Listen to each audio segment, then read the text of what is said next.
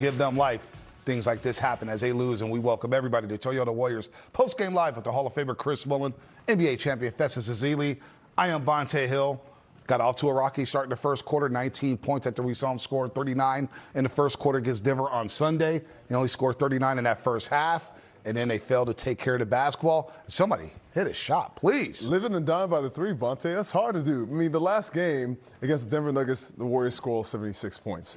This half, first half, 39 points. And it starts off the game with 19 points. It's turnovers, lack of ball movement, only 10 assists in the first half. The Warriors never really got in the flow. And the Pelicans team that has really been struggling, they caught their rhythm in the second half after getting some confidence. Obviously, they have DeJounte Murray. He comes back as his first game back, makes some huge plays down the stretch for the New Orleans Pelicans, gives them some life. Zion Williamson was hard to stop all night long. The Warriors only really had Guy Santos and DeAnthony Melton making shots. Everybody else struggled from the field. Draymond a little bit, but the Warriors just really lacking that offensive firepower tonight, and it ended up in a loss against New Orleans. Yeah, this game was lost in the first quarter. I mean, the Warriors won the last three quarters. Not that that means anything after you get down, but 31-19 in the first. The second quarter was ugly. It was 20-15. And then 33-31, 37-36 in that fourth quarter. But like you said about a team that's struggling like New Orleans, you don't want to give them easy points. So the two things that stuck out to me was fast break, 20-4. That's a -16. That's easy baskets that they're usually not going to get. You get them in the half court. They struggle to shoot the three. Their field goal percentage is down. If you can defensive rebound, those are possessions you get out and score easy. Then the bench, which the Warriors are the number 2 bench in the league, it's 45-26. It's a huge number. So you've got to give credit to New Orleans Pelicans. If they're going to win games, it's going to be at home. They kept it close. But that first quarter, and you've been saying that, Bonte, the starts, I think moving forward, they're going to have to figure out what the best starting lineup is to get off to a good start. Then you can support that. Yep. You can have a great bench, but you don't want your bench bailing your starters out. You want your bench coming in and elevating that lead when the starters rest. So Steve Kerr's got some work to do again to reorganize the starting lineup and get that bench. I think the bench is fine, whoever he has coming off the bench. But this is a first quarter league. It says a lot in the NBA. Yep. You dictate how the game's going to be played, style of play. You get feeling good about yourself, or the flip side. You let the opponent dictate those things.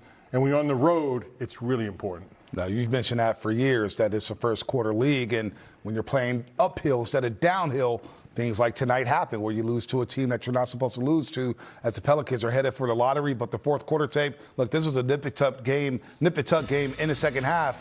And in the fourth quarter, it was Zion Williamson and Saddiq Bey set the tone for the Pelicans.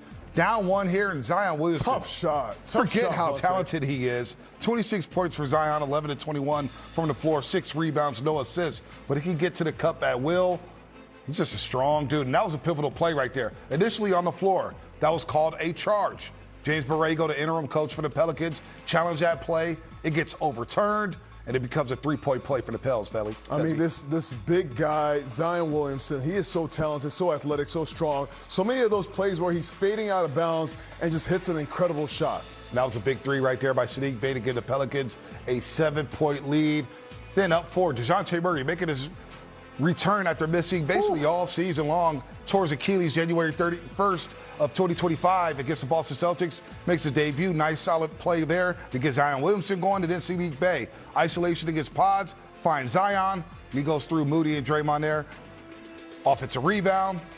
Strong finish by Saddiq Bey. Yes. Pels up 8. 97-89. Zion Williamson, you know where he's coming to the rim. He makes a lot of tough shots. A lot of those are well defended.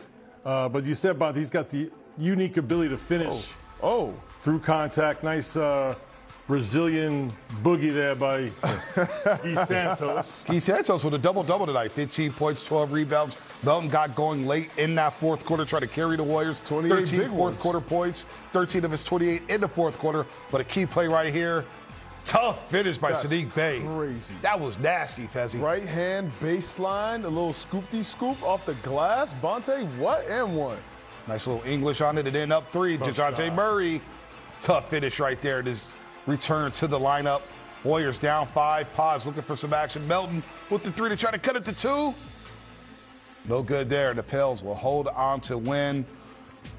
And as we talk about the Warriors try to stack wins, and we look at the schedule of back-to-back here, they now fall to 6 and 5 on the front of the back-to-backs. Again, we can look at the first quarter, look at the bench points, but 21 turnovers. Yeah, Bonte. That's against tough. A team that doesn't defend. The Warriors shot 30% from the field in the first half. So you're not shooting the ball very well. So your job is to take care of the basketball. Go get a better shot in the second half. I thought the offense was a little bit better. Guys were attacking. Moses Moody had 10 points in the third quarter, really spearheading that part of it.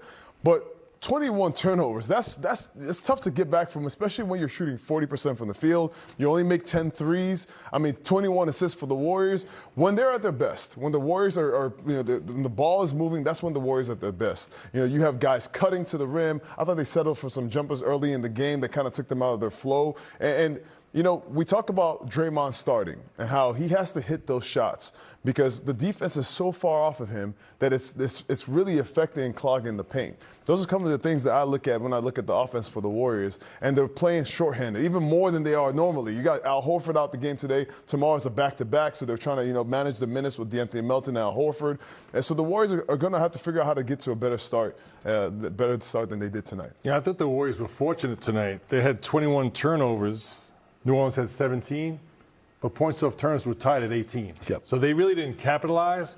But I think more importantly, it takes the rhythm and flow out of the game. That's 21 possessions where you're not finding a good shot and developing some rhythm and flow, even if you miss the shot. But you have to get a shot. So those turnovers are really costly. And the other thing, too, is with guys not playing, and I say this a few times already, this new NBA, they don't run plays. Everything's spread 5, and you're kind of reading off each other.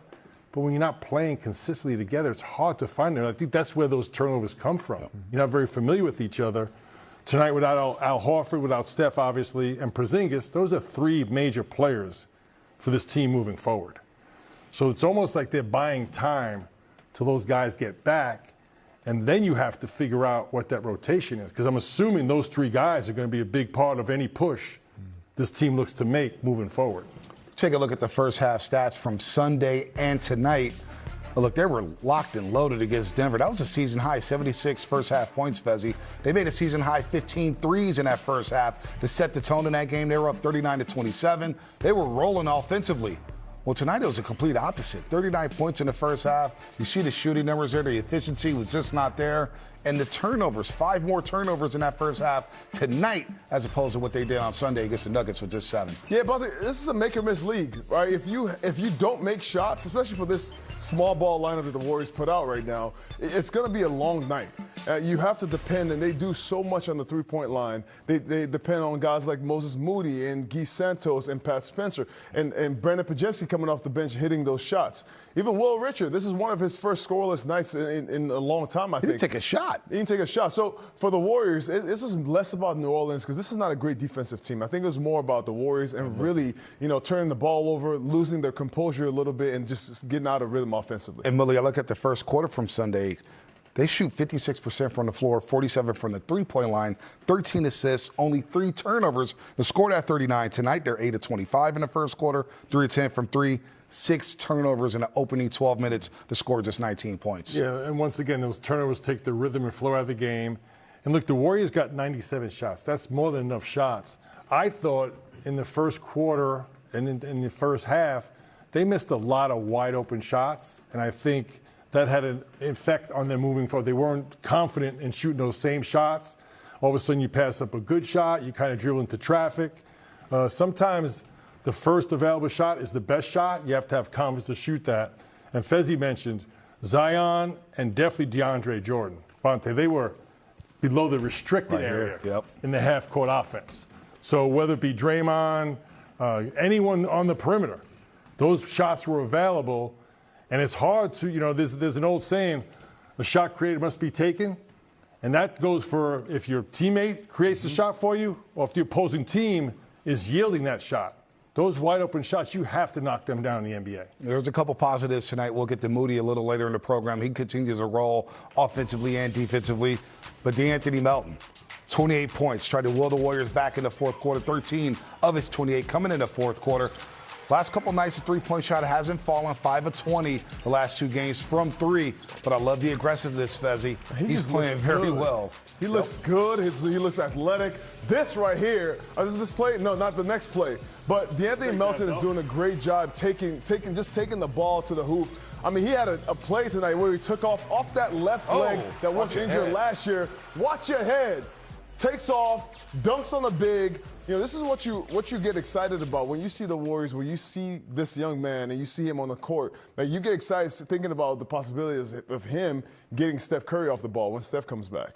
You know, his ability to score, he goes inside, he can score in the paint, he can score from the three-point line. Three-point shot's not falling right now, but he's doing a good job creating other shots, not just for himself, for other guys as well. Yeah, in general, because they shot such a low percentage, 41%, a lot of guys became volume shooters.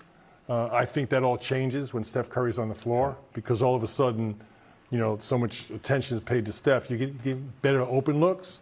You look up and down. Podziemski took 18 shots. Melton took 21. More shots than they're usually taking. So more volume shooting tonight because of the low percentage. All right, we're going to hear from Steve Kerr on the other side, plus show you what Jonathan Kuminga did in his debut for the Atlanta Hawks. Warriors lose a tough one in the Big Easy. 113 and 109. They'll have to bounce back in a hurry here against the Memphis Grizzlies tomorrow. Watch yourself, Fezzi. Toyota Warriors Postgame Live is presented by Toyota. Class-leading MPG and more hybrid models than any other brand. Toyota, let's go places.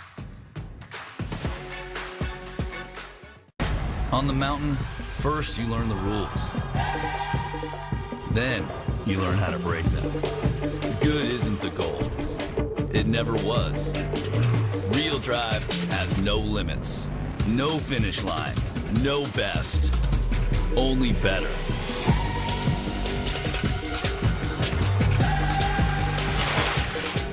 The official vehicle of Palisades Tahoe. Toyota, let's go places. Not medically necessary. Out of network. Request denied. Denied.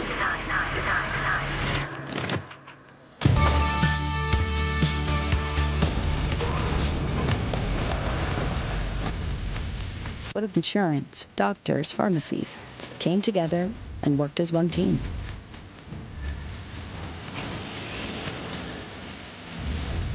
That would be a better idea for healthcare. Kaiser Permanente.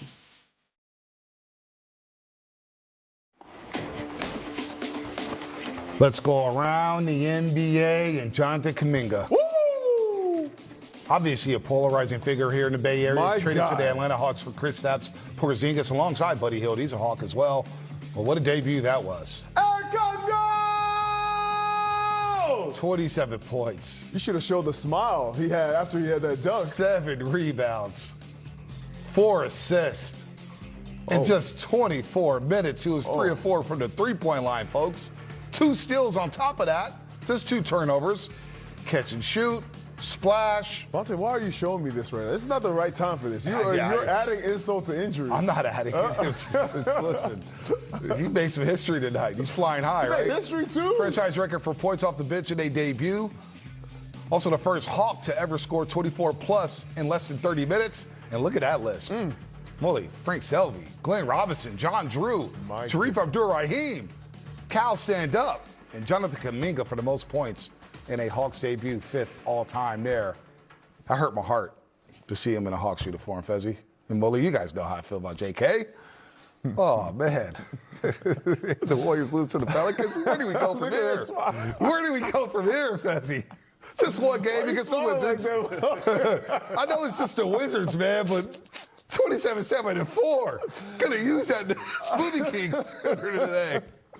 Listen, I've said from the beginning, since Jonathan Kuminga got into the NBA, his athleticism, his tenacity, his work ethic, I think that kid is a star, and he will be a star. He's going to show that ability. Everything in the NBA is about fit, and for him, you could say, well, during his time here, you could see spurts, but he obviously did not fit here, reason why he's on the Atlanta Hawks. And in his debut right now, all that work ethic, all that discipline, everything that you've talked about and you've seen in spurt shows in the first game. I'm excited to see how that young duo and him and Jalen Johnson continue to coexist. Watched a little bit of the game, saw some highlights. He made some great plays, some of the things that, you know, as a young player, he learned here. So I love the fact that he was moving the basketball, taking that over there. It's going to be really interesting to watch him develop as a young man. But I've always said, I think he's a future All-Star in the NBA. And I'm happy he has a chance to show that over there. Yeah, I agree with everything Festus said. To me, it's always, in the NBA, it's always about fit, belief, confidence, and trust. And those things are a two-way street. It's just not the player, it's also the coach, the staff, and management believing and trusting and building confidence in that player. Look, it's one game, but you're never going to question Jonathan's ability, his talent, and as Festus said, his commitment, the love of the game. So I'm happy for him, and we'll see how it plays out. But, you know, to me, the one thing that bothered me on the way it ended, even towards the last, few months, it became more than a bad fit. It tried to become a little bit personal, and there's no need for that. People come and go all the time in this business. That's just the way it goes. So hopefully he can move on and have a great career, and the Warriors can do the same thing, because that's just a natural evolution. It's what happens in this league. There's no need to make it more than it is. Yeah. He didn't fit, move on, and good luck. Yeah, well said, Mully. Fourth game played since December the 6th, and boy, what a smashing debut in the ATL. But his draft classmate, Moses Moody, remember J.K. was drafted 7th overall? Moody was drafted 14th overall. So when I hear people say, you wasted these lottery picks, well, Moses Moody's playing some great ball. Look, the other night against Denver, 23 points. Tonight was his 10th 20-point game of the season. He's now scored in double figures in 17 of his last 18. You see that graphic right there, 19 points in his last 6. Moody continues to be a stabilizer in his 32nd consecutive start, Mully. Yeah, I was going to say, because of his consistency, his availability, probably the most consistent performer of anybody on this roster. And I feel like as the Warriors have played a better brand of basketball with assists going up, better ball movement, Moses Moody in turn has been much more efficient. I thought early in the season he was getting stuck with a lot of late clock contested three-point shots. Mm-hmm. Now those same shots are coming a little bit earlier in the clock, a little more open, and in turn his numbers have skyrocketed. Numbers have skyrocketed because he has more opportunity. He's obviously prepared. I mean, his nickname has always been "Stay ready so you don't have to get ready, Moody." And this was a nickname he got when he was on the bench. Now he's a starter. Not only that, Steph Curry, Jimmy Butler,